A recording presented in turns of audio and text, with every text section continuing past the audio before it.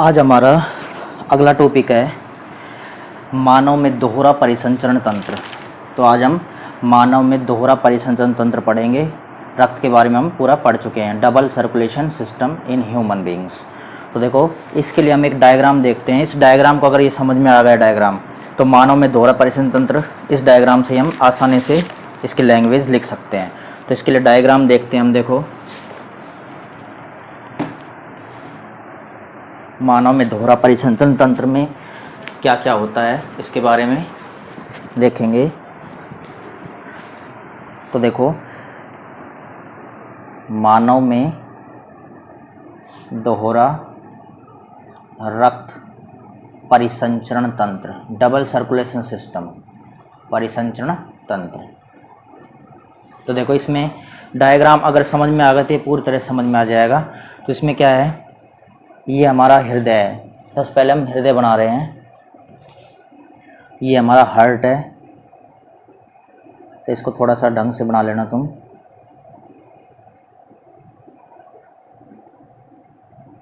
ये हमारा हार्ट हो गया। हार्ट में 4 भाग होते हैं, मैं 4 भाग बना रहा हूँ हार्ट के।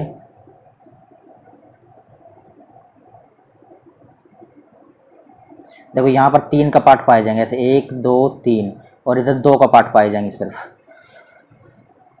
तो इसको बोला जाता है दायां आलिंद। चलो नाम लिख देंगे पहले।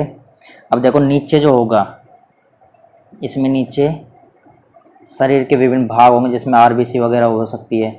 ऊपर हमारा, इसके ऊपर इधर बनाना है फेफड़े, इधर बनाएंगे फेफड़े, ये फेफड़े होंगे, तो इसका नाम लिख देंगे फेफड़े। इधर शरीर की कोशिकाएं, शरीर की कोशिकाएं, जिसमें क्या आ जाएगी, आरबीसी वगैरह आ जाएगी। शरीर की कोशिकाएं जिसमें क्या आएगी, आरबीसी। इसके अलावा अब देखो कैसे करना है ये हमारा दायां आलिंद है। क्या लिखेंगे, दायां आलिंद।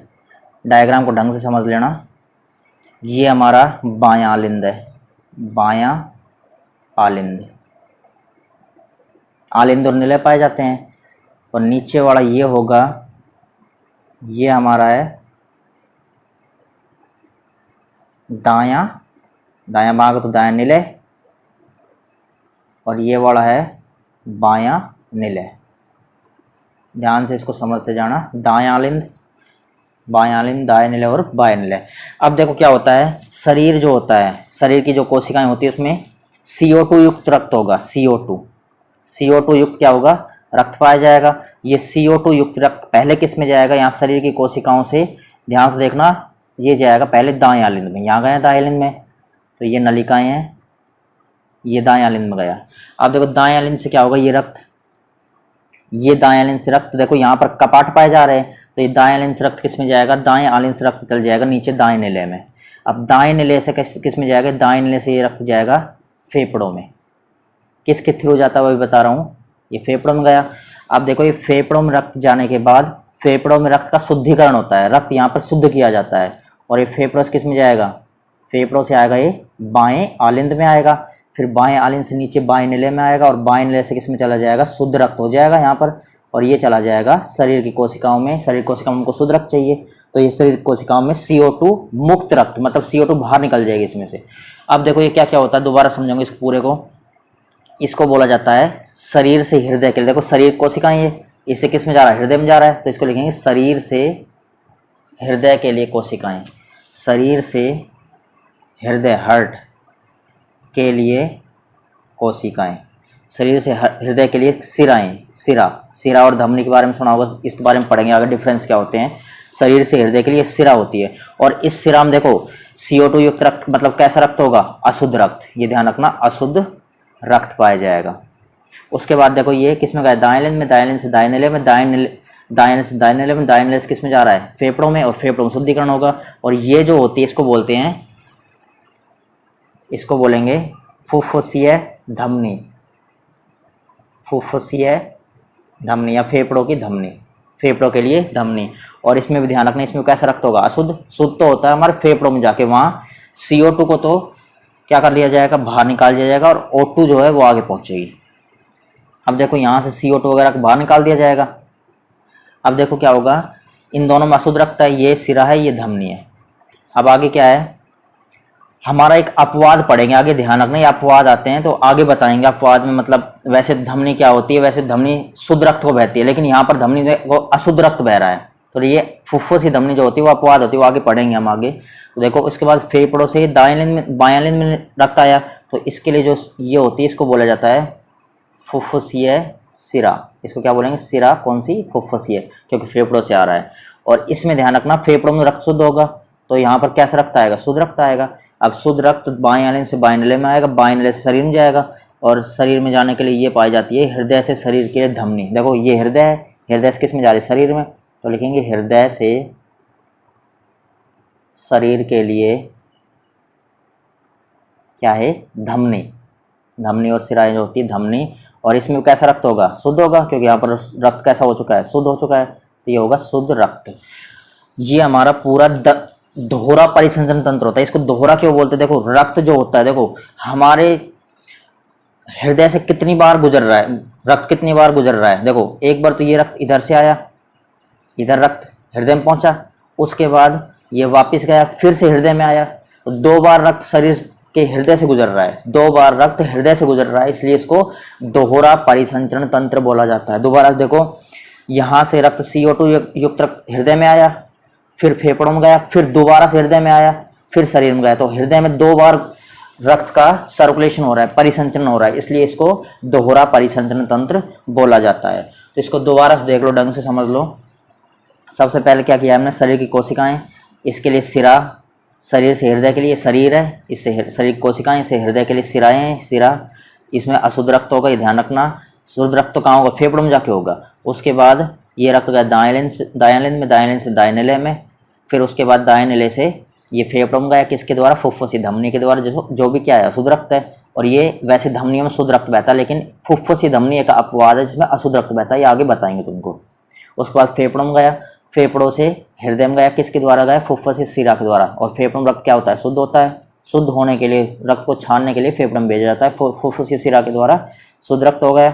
ये किस में आया, दाएं आलिंद में आया, दाएं आलिंद से दाएं निले में गया, दाएं निले से किस में गया, दाएं आलिंद, बाएं आलिंद में आया, बाएं आलिंद से बाएं निले में गया, बाएं निले से किस में गया, शरीर कोशिकाओं में रक्त कैसा हो चुका है, शुद्ध। अब देखो हृदय से शरीर कोशिकाओं में गया रक्त, तो हृदय से शरीर के लिए धमनी और शुद्ध रक्त। तो ये हमारा पूरा देखो, हृदय से रक्त 2 बार गुजर रहा है, एक तो इधर से जाएंगे तो रक्त यहाँ जाएगा, एक बार इधर से तो रक्त यहाँ जाएगा। दोबारा से देख लो, रक्त इधर आया तो एक बार हृदय में गया, दोबारा से इधर से आया तो रक्त दोबारा हृदय में गया, इसलिए क्या बोला जाता है, दोहरा परिसंचरण तंत्र बोला जाता है।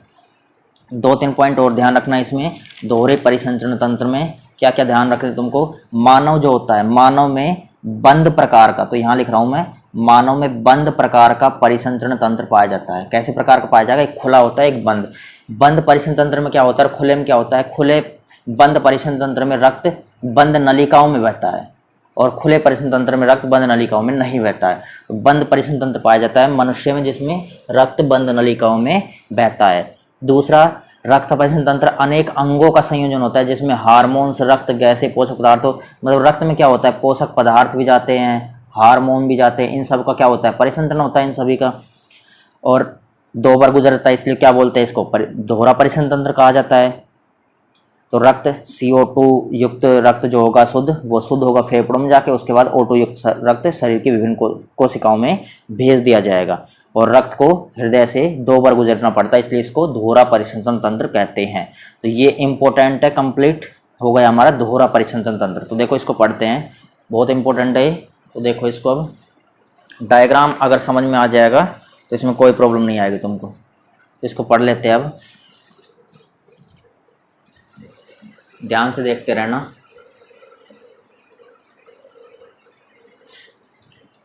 देखो, मानव का दोहरा परिसंचरण तंत्र, डबल सर्कुलेशन सिस्टम। मानव में बंद रक्त परिसंचरण तंत्र पाया जाता है, ध्यान रखना, अंडरलाइन करना, बंद रक्त परिसंचरण तंत्र पाया जाता है। रक्त परिसंचरण तंत्र अनेक अंगों का संयोजन है, जिसके द्वारा हार्मोन का, रक्त, गैसों, पोषक पदार्थ आदि का परिवहन किया जाएगा। ऐसा रक्त परिसंचरण तंत्र जिसमें रक्त को शुद्धिकरण के लिए हृदय से 2 बार गुजरना पड़ता है, अंडरलाइन करना, 2 बार गुजरना पड़ता है हृदय से, दोहरा रक्त परिसंचरण तंत्र कहलाता है। मानव में दोहरा रक्त परिसंचरण तंत्र पाया जाता है। श्वसन क्रिया में CO2 का निर्माण होगा। श्वसन में क्या होता है, CO2 का निर्माण होता है, तथा यह CO2 युक्त रक्त, CO2 युक्त रक्त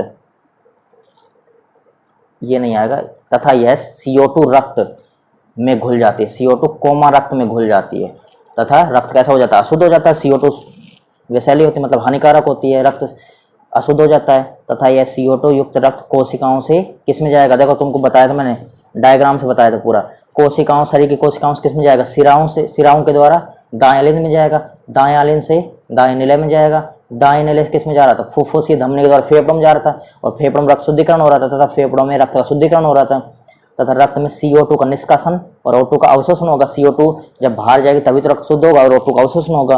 तथा यह O2 युक्त रक्त किस में जाएगा, फेफड़ों से फुफ्फुस सिरा द्वारा बाएं आलिंद में, तथा बाएं आलिंद से बाएं निलय में जाता है, तथा बाएं निलय से धमनियों द्वारा शरीर की कोशिकाओं में पहुंचता है। इस प्रकार रक्त द्वारा O2, CO2 व पोषक पदार्थों, हार्मोनों का परिवहन कोशिकाओं में होता है, तथा रक्त को हृदय से 2 बार गुजरना पड़ता है, इसलिए इस कारण मानव रक्त परिसरण तंत्र को दोहरा रक्त परिसरण तंत्र कहते हैं। ये डायग्राम तुमको बताया था, पूरा डायग्राम ढंग से दोबारा से देख लो। अगर तुमको डायग्राम समझ में आ गया तो लैंग्वेज में कोई भी प्रॉब्लम नहीं आएगी। तो देख लो वास्ट डायग्राम, शरीर कोशिकाओं से दाएं आलिंद में, दाएं आलिंद से दाएं निलय में, दाएं निलय से फेफड़ों में, फेफड़ों से बाएं आलिंद में, बाएं आलिंद से बाएं निलय में, बाएं निलय से शरीर में। और क्या क्या काम आती है, यहाँ सिरा काम आ रही है, धमनी काम आ रही है, यहाँ सिरा काम आ रही है, और यहाँ धमनी काम आ रही है। तो ये दोनों अशुद्ध रक्त के लिए, ये दोनों शुद्ध रक्त के लिए। ऐसे ही देखो जो सिरा होती है उसमें कैसा रक्त बहता है, सिराओं में अशुद्ध रक्त बहता है, लेकिन फुफ्फुस से सिरा अपवाद, इसमें शुद्ध बह रहा है। तो ये दोनों अपवाद होती है, फुफ्फुस धमनी में अशुद्ध है लेकिन बहता धमनी में शुद्ध है, ये आगे बताएंगे। ऐसे ही सिराओं में अशुद्ध बहता है लेकिन फुफ्फुस से सिरा में शुद्ध है, तो ये दोनों अपवाद होते हैं, ये आगे बताएंगे। तो ये आज हमारा कंप्लीट हो गया मानव में दोहरा रक्त परिसंचरण तंत्र। इससे आगे हम कल पढ़ेंगे अगले वीडियो में।